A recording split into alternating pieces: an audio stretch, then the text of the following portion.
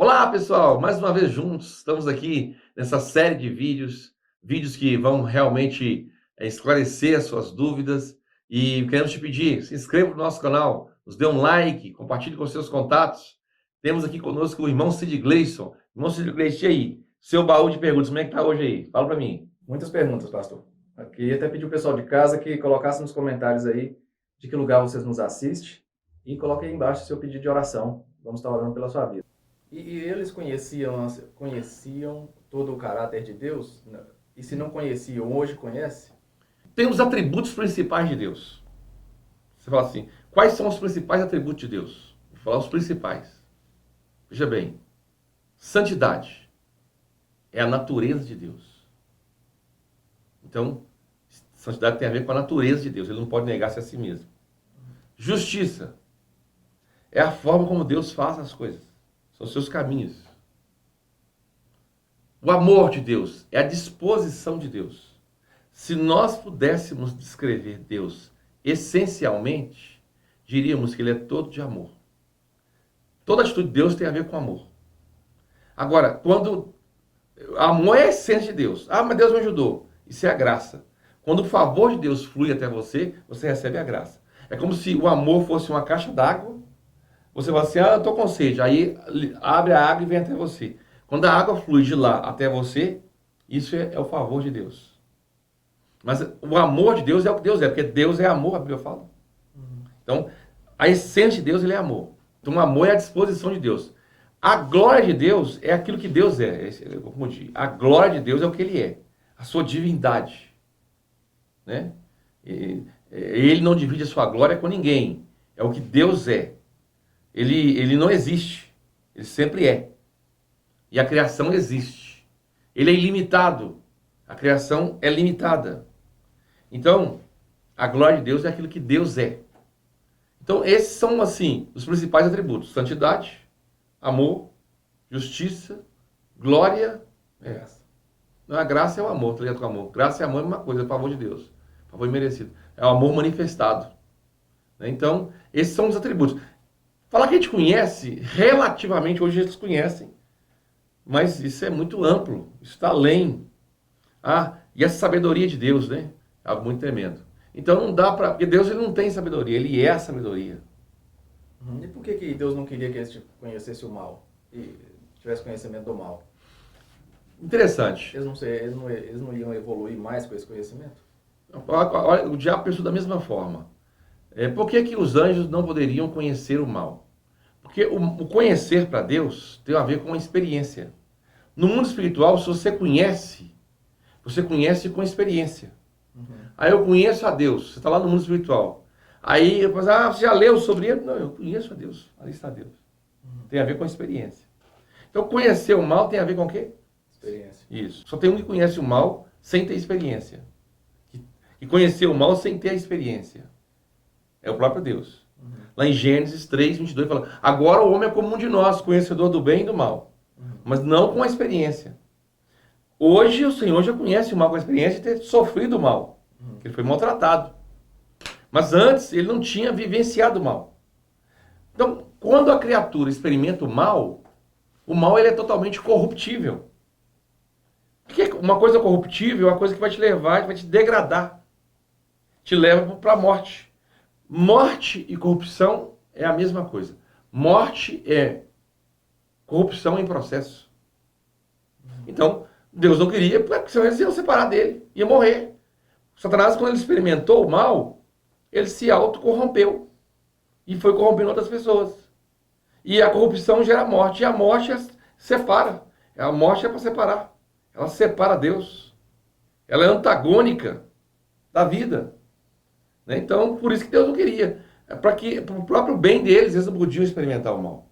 Então, pastor, uma outra pergunta que é sobre Lúcifer. Qual que era a função básica dele lá no... Então, Lúcifer, essa palavra Lúcifer, né?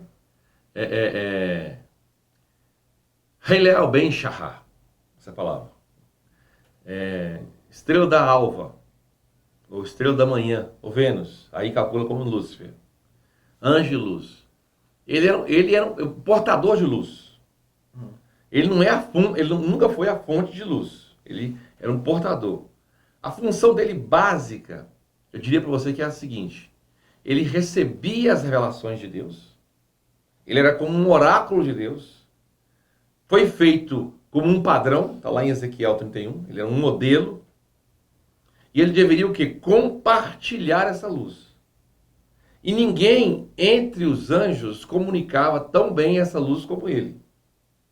Então, a função dele era transmitir as revelações de Deus. Para quem que ele fazia isso? Se você conhece o mundo angelical e o princípio de autoridade, ele fazia isso basicamente para os líderes, anjos líderes.